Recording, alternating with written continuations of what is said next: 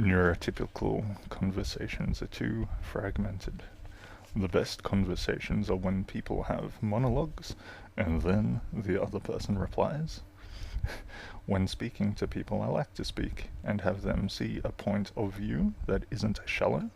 So I have to explain some things before I get to the main point, and while explaining, I often go off on tangents so people understand what I'm trying to say. I've noticed far too many times people don't understand what I'm saying if I don't do that, go off on tangents. When I do go off on tangents, I lose my train of thought. If I get interrupted, it might be that if I get interrupted, I lose my train of thought too easy. Because I'm trying to think of too many things at the same time. It's like, if you just think of something shallow, it's hard to lose that, but if you're trying to hold a whole bunch of things in your mind and try to explain them at the same time, it's a lot harder and you lose your train of thought. I think Aspies have more bandwidth or something while thinking, and when we try to put the thoughts into words, it is a huge bottleneck. So the Aspie goes from 200 kilometers an hour to like 50 k's an hour, and the NT goes from about 100k to 50k, and that is not so much of a difference to them as it is for the Aspies. This is probably why it's so hard for us to communicate. I said earlier that people don't understand unless I try to explain things and go off on tangents. You may think that is arrogance, but I say that for the most part it is true, that they don't understand. I have spoken to many people in the past, and it looks like they understand when they nod their head and say, "Oh yes," and I thought I would test to see if they truly understand or if they are just saying that they do. So I would ask them to repeat what I said and not in the exact words, to see in their own words, to see if they got the main point. And loads of times, heaps of times, many times, they didn't understand. They couldn't tell me. You can try it for yourself.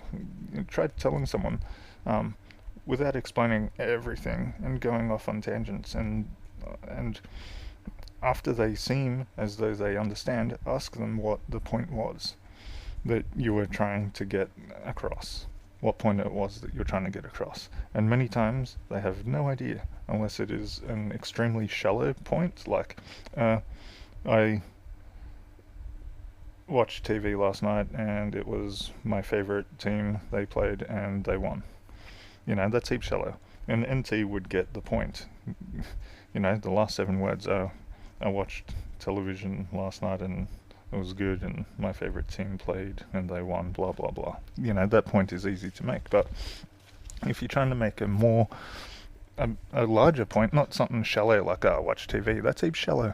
But if you're trying to make it, more of a, talk about something that's more interesting or whatever, they hardly ever actually get what you're saying, because it's not a shallow topic. If you're neurotypical or anyone, next time you're trying to talk to someone about something in depth, and they are there pretending that they understand that, just say to them, ask them if they can tell you what you mean or whatever. Many times, not all the time, but many times they won't be able to tell you, or they'll think, oh yeah, they can tell you, and when they try to start telling you what you said or what the point was or whatever, they'll say something completely different many times, and it's really annoying. And I notice a lot of the time when 2 neurotypicals are speaking, or an Aspie and a neurotypical, you might want to, one of them might want to get a point across, and they may want to say it really fast, but the conversations are too fragmented. They're all over the place. They don't go one point at a time. They try to. The conversations always jump all over the place. Something that could be said in 5 seconds to get the point across, understood properly. It's all fragmented, and they're just really ridiculous conversations a lot of the time. If they're not a meaningless conversation, then it's a fragmented conversation. It's really annoying. Neurotypical conversations are shallow, jumping from topic to topic, not even scratching the surface of each topic.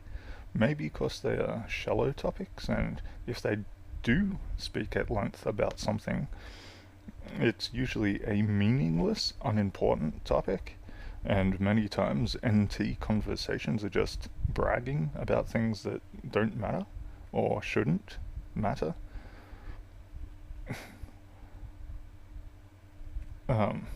You have that, oh, I have this, like, oh, you have that.